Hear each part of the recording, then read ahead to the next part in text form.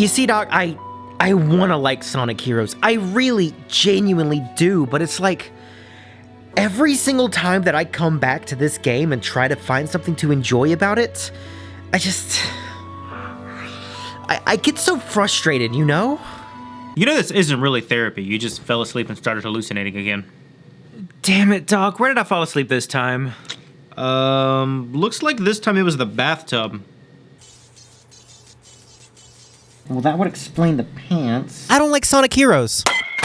Hey, give me the bat. Damn it. I'm kind of torn here. I've played and beaten every single mainline Sonic game, and for the most part, enjoyed and had fun with every single one. CD might have felt like what drinking glass feels like, but it was a more positive than neutral experience. On the other hand, this is Sonic. I know what I'm getting into. I knew that with arguably the most critically panned series in existence, that eventually I'd have to come across something that I just didn't like. Can I have my bat back? What is our obsession with violence?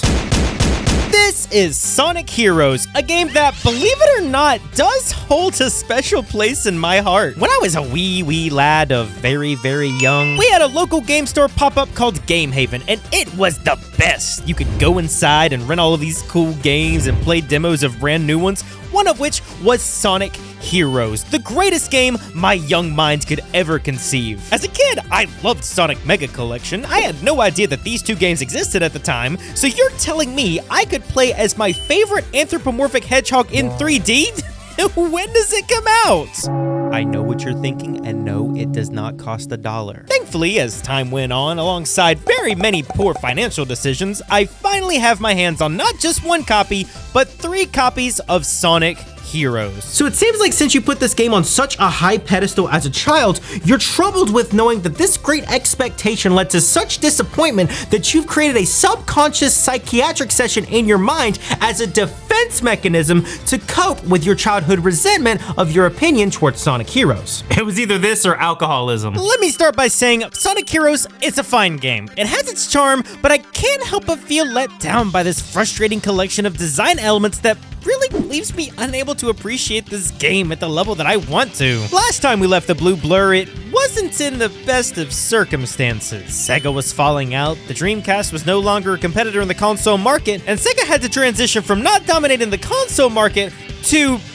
actually doing a pretty fair job. Sonic Adventure 2 was one of the best-selling games on the GameCube. Sonic Advance kept the authenticity of the original games while bringing the series forward to a handheld console. The Sonic Battle gave us one of my favorite handheld games of all time, and this sound effect that makes me question some things about the development staff. Happiness? Don't say penis. So with the next big console game raring to release and show us the next big leap in the Sonic franchise, Sega had 2 options. They could either give us a brand new, never-before-seen experience that would push the Blue Blur into the next generation of gaming, or they could just play it safe. No, I'm not gonna lie. Looking at the box art, I actually really like what they've done here. The characters have a cool next-gen look while still feeling whimsical at heart. Every time I look at their mouth, though, I do think of the Dove logo. But the Sonic Heroes logo is honestly one of my favorites in this series. It's just so clean. It's got a nice texture to it that makes it pop out of the cover. Plus, the color coordination of the rings. Come on, I know exactly what the core focus of this game is about. Flipping it over on the back cover, though, 12 playable characters, 14 playable stages. That's 1, 2, 3, 4, 5, 6, 7 more playable characters and stages than the previous 2 games combined.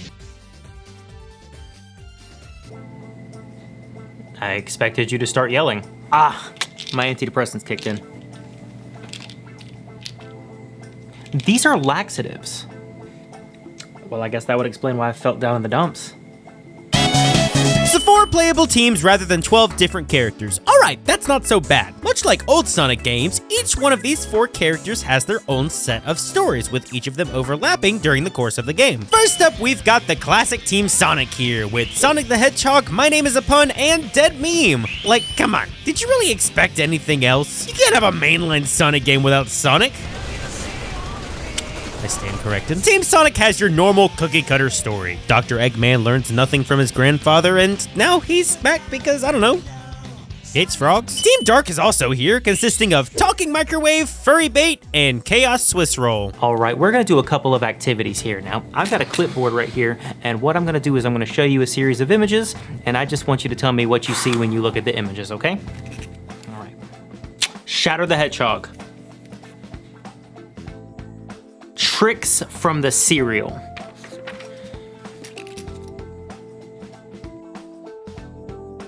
A bagel. Odd seeing Shadow the Edgelord come back after saving the world in Adventure 2, but hey, we got E123 Omega, the long-lost brother of E102. Not to be confused with E103 Delta. Oh, I know this one. That's an air fryer. I honestly love seeing the adventure that this trio gets themselves into. Shadow and Rouge had such a great don't they care for each other dynamic in the previous game, so seeing that relationship between the three being put at the forefront here easily makes Team Dark's story my favorite of the 4 broken-ass stories in this game. Team Dark is trying to track down Eggman for some unanswered questions. Shadow wants to know the mystery behind his past, Rouge is on another top-secret mission, and well, Omega just wants to kill Eggman. Which, I mean, can you really blame him? Omega is this high-tech weapon built by Eggman whose main purpose is to be stuck in the deepest part of the base while these dummy robots do the main bulk of the work. I mean, hell, I need this too. Jake the dog. Joe Biden. I see you're trying to trick me with that one. That is Patrick Starr. How do you even come to that conclusion? Patrick Warburton? Okay, technically that one's right. Team Amy consists of Tinkaton, prepubescent Lola Bunny, and every dad who I've ever seen wake up early on a Saturday morning to catch them fish out on the lake. Yeah! Cream the Rabbit is a brand new face, first introduced in Sonic Advance 2 as an alternate flying character who can throw around a chow named Cheese to inflict damage. I always loved her inclusion in the Sonic series as this parallel to Tails, giving Amy that younger sister dynamic to build off of her usual Sonic, this time there's no way out of marrying me. Did you just threaten to assault him? Cream is looking for Cheese's twin brother Chocolate, Bass Pro Shops over here is searching for his froggy butt plug, surprise, surprise, and Amy is chasing after Sonic. I mean, I guess some things never change. Can I phone a friend? How could you mess this up? It's just the letter D. Oh no, don't worry about it. Just give me 2 seconds. It won't take me any time at all. All right, cool. Talk to me, buddy. What's going on? No. Are you sure? Okay. A second plane just hit the South Tower. Team Chaotix is the odd one of the bunch, consisting of Randall Boggs, 100% listens to K-pop, and Jerry Seinfeld's understudy. If they look familiar to you, then you would be one of the 2.5 people who played Knuckles Chaotix on the Sega 32X. Whoa, hold on. Okay, you've talked about Sonic a lot in the past, but you've never specifically mentioned Knuckles Chaotix. You can't just jump in there and expect people to know what you're talking about. All right, just give me a moment. This is Knuckles Chaotix. I never played it. You happy? Thank you. These three run a detective agency, giving sort of an outside perspective on Eggman's reign over the world. The aptly named Chaotix Detective Agency is more focused on completing objectives in each level rather than chasing down Eggman, but we'll get to that later. All 4 of these stories merge to create what director Takashi Izuza describes as a fresh take targeted specifically at newer or more casual players. 14 stages with unique paths and adventures for each team. With Sonic Adventure originally having plans to be an RPG and Sonic Adventure 2 intending to have branching storylines that would later be implemented in Maria the Dead Rod, Sonic Heroes was a basic, back-to-simplicity game poised to bring in a brand new audience to the Sonic genre. And you hate it. I wouldn't say hate. My reaction was more like Star Wars fans when they saw the sequels. Disappointed and horny? Yep. Kylo Ren? No, Vector the Crocodile. Okay, so it's not like I think that Sonic Heroes is a bad game. I just don't think that it's a good game. Also, nobody's gonna get this, but you know what this song reminds me of? Let's just start off by jumping into Sonic's story. Actually, let's jump even before that. I know I complained about how the cutscenes in Sonic Adventure 2 looked more like mascot costumes running around in a humanoid world, and this is a step in the right direction, but this overexposed, oily bloom does not get me sucked into this experience at all. The cutscenes that are rendered inside of the game engine honestly look better, but as for the pre-rendered CGI cutscenes, I'm not really a big fan of my cutscenes just looking like one big dream sequence.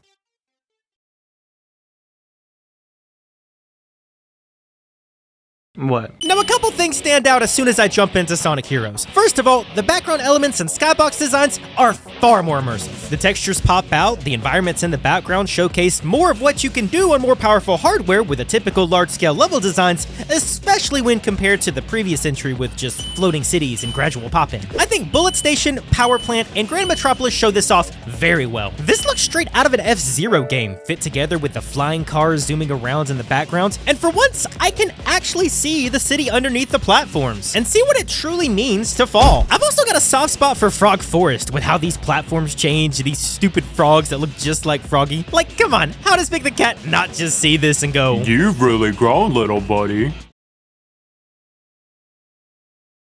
I feel like there's some hidden context in there. However, I can't really say that I'm a fan of making Sonic seem so much smaller than the previous game. I understand that 3 characters on screen means taking up more real estate, but I don't think we really get to see the scope and details of how big these levels are with how small these characters are on screen. I've seen a lot of newer games do this. Usually this is done to show off how explorative your world is or provide context on where to go, but both of these here just feel completely unnecessary. Part of the appeal of Sonic games has always been the fast-paced action game built around showing off how cool Sonic looks running through the world at breakneck speeds. Fast-paced sequences in media are always shown more close-up to truly get a sense of how fast these characters are in the environment they're in. The levels here are big, but not wide enough to necessarily need the camera this far back, which really takes away the weight of each character's movements. Pause. Okay, so that's why you're criticizing this game? I mean, to me, that just sounds like nitpicking. That might be the case, but when I dislike something, I don't want to just state that fact and move on. I really want to dig into the weeds and understand the psychology and science behind why I don't like it. That way, when somebody comes and asks me my opinion of it, it's not just, oh, I don't like this because it feels bad. You're about to say something really stupid, aren't you? No. No, I don't think I will. It also causes the camera to be far more fixed, which is really where the weight of that impact really comes in. Providing more dynamic, action-focused shots really make those pivotal moments jump to life on screen. And with how still this camera feels all the time, I can't really feel that weight in Sonic Heroes. In fact, I felt more badass in just City Escape than I did in the entirety of action sequences in Sonic Heroes. All right, now don't go turning into Professor Xalem on me, all right? Kind of in the middle of something right now. Can you repeat that? An important part of level design is adding set pieces and landmarks to a level that are memorable and help establish a story. Look at this blurred image right here. We can tell it's an island, we have a Ferris wheel, and there is a roller coaster. It's been a park. We can easily tell by the landmarks. I've played the game over 9 times now in the past couple of months, and every single time I go back to it, I don't have any memorable moments that stick out to me except maybe the spiky wheels that come down at you in Ocean Palace. Where's the personality? Where's the Eggman heads in the middle of the desert that were clearly made with this secret base in mind, tailoring itself to the game it's made for? Sonic Heroes does have a few cool moments here and there to lift the level design a little bit, but compared to a truck chase, bomber planes, a prison escape, helicopter rides, hell, flying up to the moon and being chased by lava in a 2D environment, I mean, we got this train.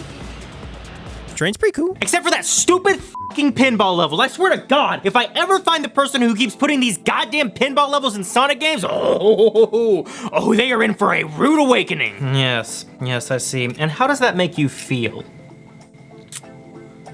Tilted. But I can look past that so long as the gameplay itself can supplement the rest of the experience. And I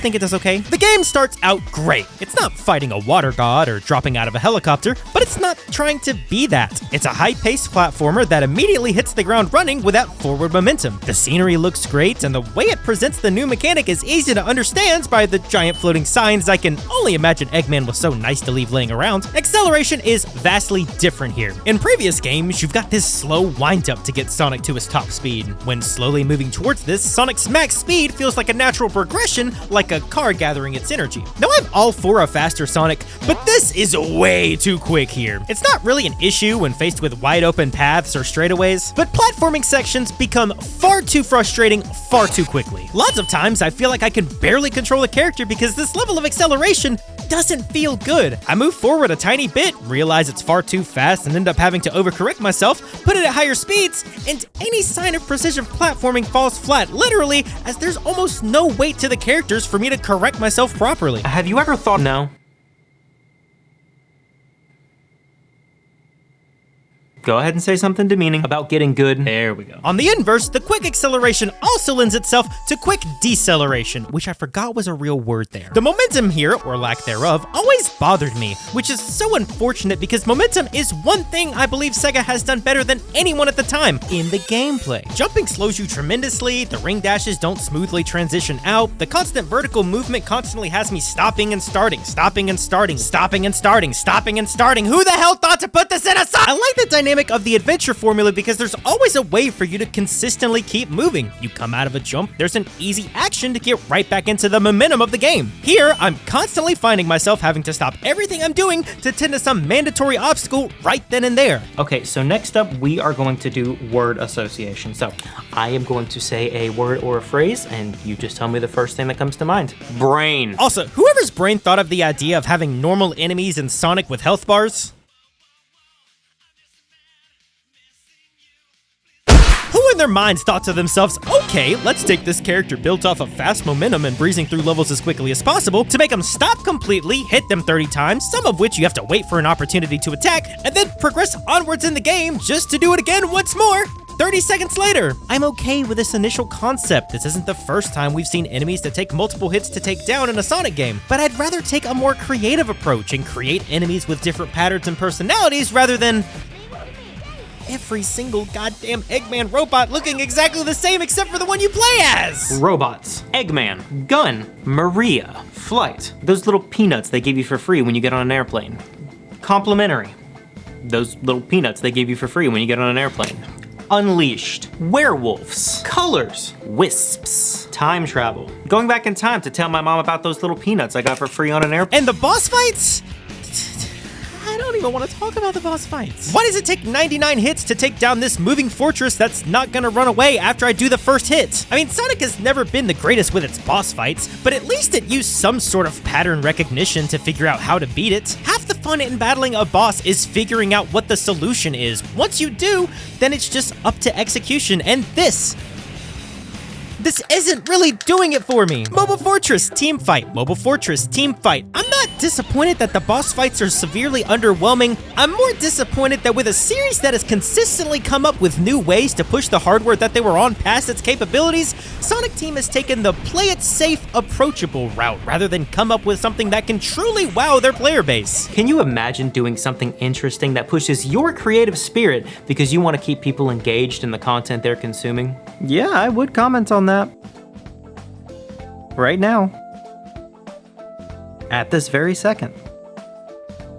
Maybe even give it a thumbs up and share it on Reddit. Team composition, we have speed, power, and flight, each one having alternate pathways throughout the level to tickle whatever fancy you're feeling that day. Sonic is your basic runner. He can light dash, utilize boost pads, dart across walls using the new triangle jump, which whoever came up with this absolutely fantastic idea, I want you to know that you are very important to me. But his primary focus is keeping the momentum flowing throughout the game. Knuckles is used to break through large structures, hover into the air, break through glass floors, which is the most obnoxious thing I've ever seen. And Tails is used for, I don't know, ask a 5-year-old. I'm actually calling mine right now. You are unsurprisingly incredibly single. No, I am not. And do you know why? Because we have each other. That's my fucking point. I think different characters with different abilities coming together to form one single unit is a neat idea. But just like everything else in Sonic Heroes, what are you doing? I have started keeping a tally mark system for every single time that I've heard you bitch about something in this game. And how many are you up to already? You know, so far it's not doing so bad, okay? However, I did lose track at 4. I just feel like with this new style of gameplay, we're just left with so much untapped potential here. Sonic has always done a great job in the past of creating branching pathways to make a level far more interesting. I was a little disappointed that Sonic Adventure 2 was a little more railroaded, but I feel like the ease of skipping sections and free range of movement was able to help elevate that. With a character whose main objective is speeding through levels by whatever means necessary as fast as hedgehogly possible, and if you end up saying some pretentious shit right now, I swear to God I will beat you with your own clipboard. I find the diverting pathways and overall pace of the game just monotonous and basic. There's typically only one way to tackle an obstacle, and I guess that's kind of the point when you have the option to choose from multiple pathways, but I don't see the opportunity to forge your own path and express your platforming creativity with the obstacles at hand. Okay, but I will admit though, Big the cat is really cute when he pulls out his umbrella. What the hell is wrong with you? Us. Each of these separate sections that utilizes one of your abilities are far too short to be any sort of real divergence from the path. With a game built around multiple pathways, why didn't Sonic take advantage of this and create longer sections with character-specific parts that completely change the landscape of the level? Because he's got small arms? I would love to go down a rugged path with Knuckles or a flight-tested path with Tails to really change up the core gameplay since I have to play this godforsaken game 4 times. But when each of the paths reconverge no less than 10 seconds after splitting off in the first place, I'm not incentivized to take the path I think is the most interesting. I'm consistently going to take the path I happen across that's most convenient for me. Every single time. Well, at least the game mechanics portrayed here are simple and easy to understand. I mean, it would be a shame to have some complicated points-based combat system that even after 9 playthroughs of the game, you still don't understand what attacks go with which character.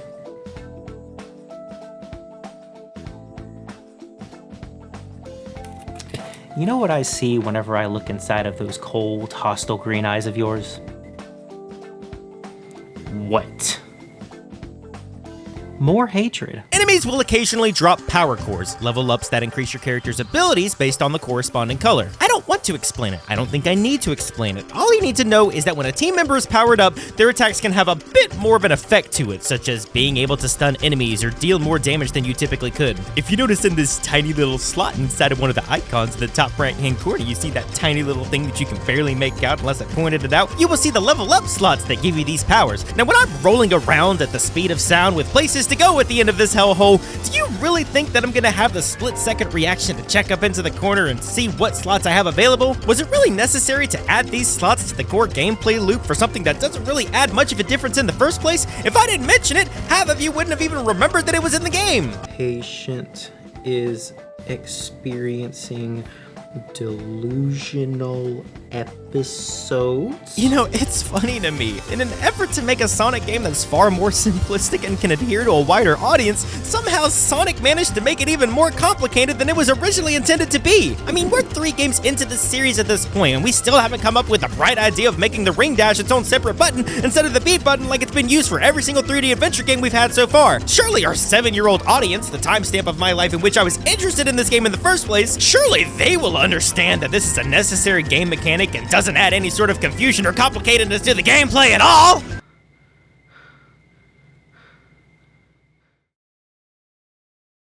Yeah, but the team attack is pretty cool. Oh, the team attack is great. I like the team attack. It's the only reason I ever pushed for these orbs in the first place, so I can take down a group of enemies that I know were coming and didn't want to use a surplus of attacks for me to be able to do it. Now, my enjoyment is a product of not having to deal with this godforsaken health bar that I just love so dearly. Currently watching Patient put gun in mouth. Patient has very bad aim. But the team attack embraces another one of the core staples that the Sonic series has always been about, and that's the cliche cheesy focus on friendship. Each team has their own specific team attack, and even though this cutscene that plays beforehand can get a little repetitive after a while, it's fairly enjoyable to watch the calamity and aftermath of enemies toppling around you. Okay, we are going to do one last this Xenoblade exercise. music? Shut the fuck up. I want you to take a deep breath, relax, and you are going to repeat after me. I will not let this game affect me. I will not let this game affect me. I will not let the past control me. I will not let the past control me. I will not stress over a game I've beaten. I will not stress over a game I've beaten. Because in order to beat the game, you have to beat it 4 separate times, and then after you beat it the 4th time, it unlocks the final story just like it did in the previous 2 games, and then once you— 4 motherfucking times I had to beat this game. 4 times just in order for me to make it to the last story. Which unfortunately my memory card corrupted when I went to get the gameplay footage, so here's a picture of it on screen because I've already beaten this game with 9 different playthroughs, and I sure as hell am not going to do that again. Now this normally wouldn't bother me. I mean, hell, Nier Oblongata, Ratchet & Clank, some of my favorite games require multiple playthroughs for you to truly get a grasp of everything that happens. But there are literally little to no key gameplay differences in all 4 of the stories that you have here, only with the exception of Team Team Chaotix. Sonic, Dark, and Amy all have the same gameplay loop at its core, get to the goal ring. However, a more accurate description would be to replace all of the team names with normal, hard, and easy respectively. Team Sonic is your baseline story, Team Dark has a few more enemies and a much larger level to traverse, and Team Amy have shorter levels with more hints and tips scattered throughout. There's no secret path specific to one, there's no in-level story beats that make one playthrough different than the other, it's truly just a difficulty slider. But with that being said, even that doesn't make sense, because if you really wanted to segment the game based off of difficulty, why wouldn't you put Team Amy as the first team that you have the option to choose from? I mean, by God, the beginning of Amy's story literally starts out with an unskippable tutorial level. Can you imagine going through 2 different storylines, 14 levels each, 28 full levels of gameplay, each increasing in difficulty, and now several hours into the meat and potatoes of this game, you finally force me to play a tutorial level before I go through miniature versions of the same levels I've already gone through? What? No, you were so curious as to speak, so let me listen to you for a change. What do you want to talk about? I was gonna say in 3 minutes I want us to try saying some positive things. Oh, come on! These levels are over 10 minutes long sometimes. Even Amy's stages get up there in length. I like Sonic levels because I can get in and out super quick. I set a really quick time that only takes a couple minutes. Boom! I can jump back in there and try to beat it a second time.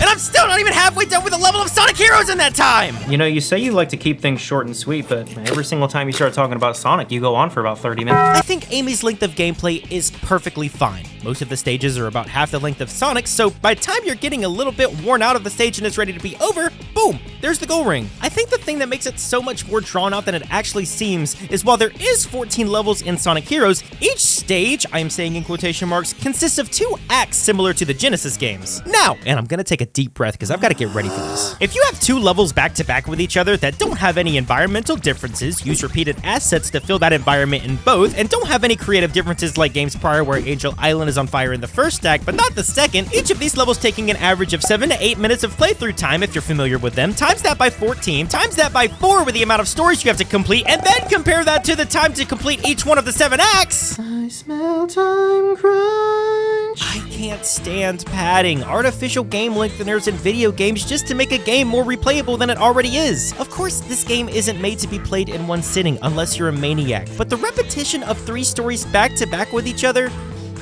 can you tell I'm exhausted just talking about it? And the special stages, the special stages have to be complicated as well. To unlock the special stage, you have to grab a key hidden somewhere in the level, escort that key to the end of the stage without getting hit a single time, and then complete the actual special stage, which is okay, I guess. I don't really have any thoughts on it. It's grab as many bubbles as you can and get to the end. Broken momentum per usual. Oh, but then if you go to the special stage in the first act, you can't get the Chaos Emerald because the Chaos Emerald is only available in the second act, meaning that you have to get the Chaos Emeralds in every stage that's available, and you have to have all the Chaos Emeralds to be able to progress to the final level of the game because God picks favorites and he's on vacation. 2 minutes. But at least I can give some credit to the creativity behind Team Chaotix. Like I said, they're an investigation team, so their levels involve secret covert operations that have a deeper focus on exploring levels like catching hermit crabs. Team Chaotix missions are up in the air. Sometimes you'll get a fun mission like defeat the gold turtles or collect 200 rings. Actually scratch that casino part. But the third mission you're thrown into is defeating every single enemy in this whole entire park. Like, why? That's such a tedious and mundane task. Who at Sonic Team approved this? Hey, do you have any depressants? You mean antidepressants? No. Depressants. Well, why would you want that? Because Dr.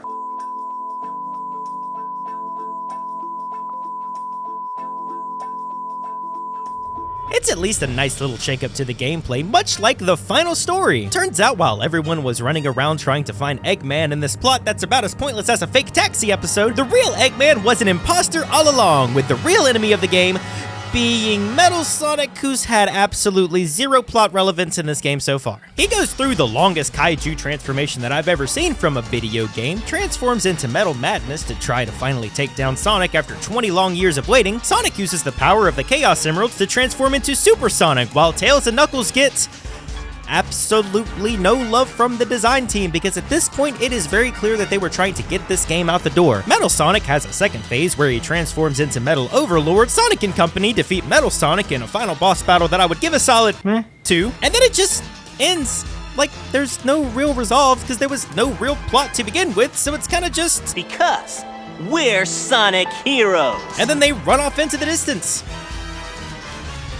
That cutscene is still playing. All right, so we are well over time here, so now we're gonna start saying some positive things that we liked about Sonic Heroes. You know, things we genuinely enjoyed about the game.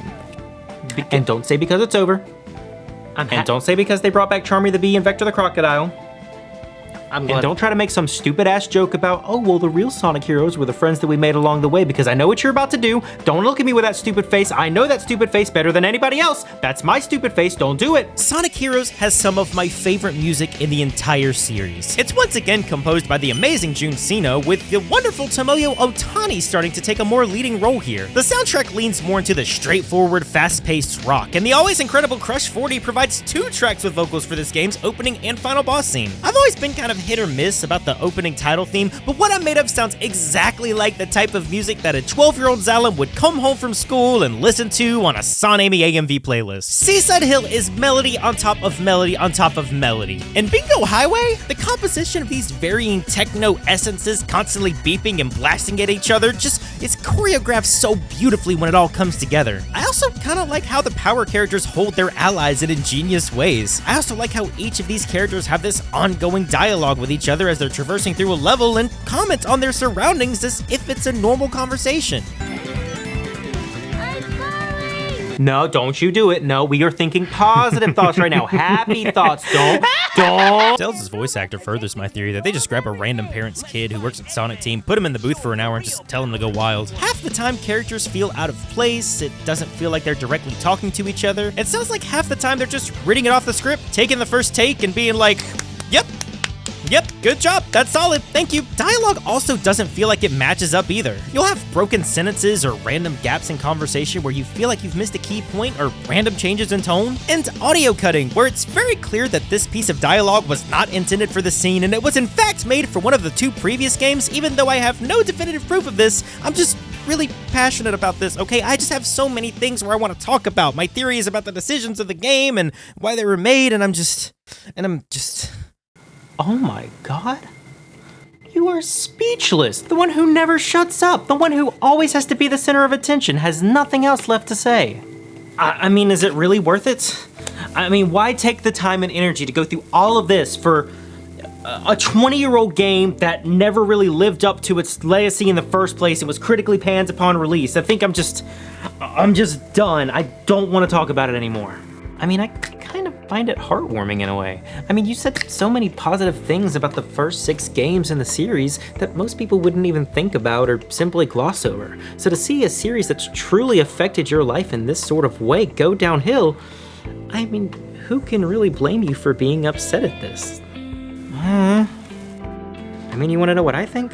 Well, I mean, remember, you're me, so if you're asking me to respond to that question, the answer is we don't. I think that with all of these massive changes that were going on at Sega, the switch from being a hardware developer to solely focusing on video games left Sonic in this weird gray area. Despite Sonic Adventure 2 receiving numerous amounts of praise upon release, it was the worst-selling mainline game in the series by far, and only received recognition because it was ported to the GameCube shortly after release. Sonic had to change up its strategy, and it found newfound success in brand new markets: Sonic Advance 1 through 3, Sonic Battle, Sonic Mega Collection, Sonic Adventure DX. Sega also weren't just single console developers anymore. Sonic Heroes, alongside almost every mainline game to follow, would be multi-platform releases. With a simpler, easy-to-understand games and ports coming from the previous generation, do you want to take a chance on another ambitious project, or do you want to play it safe and pocket some cash so you can give it everything you've got on your next ambitious project? Let me give it a shot. Sonic Heroes drove a lot of ambition in my life, and to see that ambition that I poured in not being poured back in by the Sonic Heroes team, it's such a disheartening feeling to see for one of gaming's biggest icons. This is the beginning of the fall of Sonic, 1 year away from entering its teenage years and 2 years away from its edgy emo phase. I'm not really one to ride the negativity train when talking about video games, and I don't really like to make opinions before doing research to see why I feel that way. But I played Sonic Heroes 9 times, twice with each character multiple different ways for the last 6 months, and I can say with complete honesty, I just still don't get it. I don't know if it's because I'm not hooked with nostalgia or if I'm trying to play it the wrong way, but there is nothing wrong with admitting that you don't like something. It's just a stepping stone in helping you to better understand the person who you will eventually turn out to be. And it teaches you a very important life lesson because at the end of the day, Maybe the real Sonic heroes were the friends we made. Nope. Nope, he's lost it. I'm done.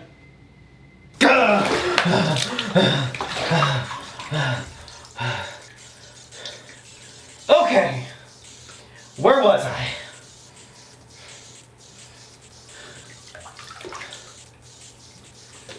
Oh yeah.